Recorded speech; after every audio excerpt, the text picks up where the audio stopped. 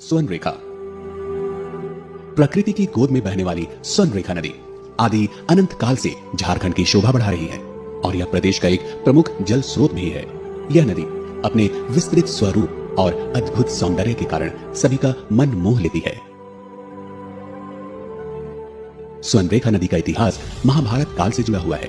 मान्यता है कि पांडवों के समय में जब द्रौपदी को प्यास लगी तब अर्जुन ने अपने बाण से भूमि पर प्रहार करके इस नदी को उत्पन्न किया था। रांची के निकट स्थित नगरी क्षेत्र के समीप रानीचुआ कुएं से इस नदी का उद्गम होता है। ये अपने आप में हैरत की बात है कि एक कुएं से निकलने वाली नदी 474 किलोमीटर की यात्री है।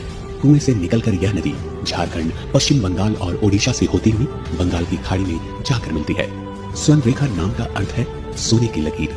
यह नाम इसलिए पड़ा क्योंकि इस नदी की रेत में सोने के सूक्ष्म कण पाए जाते हैं। भौगोलिक रूप से यह छोटा नागपुर के पठार से निकलकर लगभग 474 किलोमीटर की दूरी तय करती है।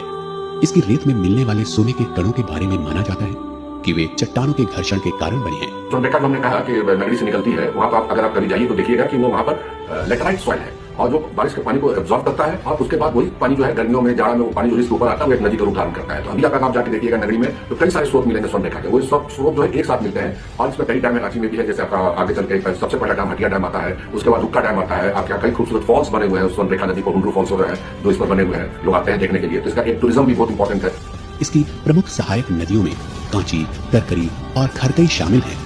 यह नदी अपने मार्ग में दशम और हुंडरू जैसे मनोरम जल प्रपातों का निर्माण भी करती है। झारखंड में यह नदी रांची, सरायकेला, खरसावां और पूर्वी सिंहभूम जिलों से होकर बहती है। प्रिय आगंतुकों, इस ऐतिहासिक और रहस्यमयी नदी को और बेहतर जानने के लिए आपको झारखंड आना होगा।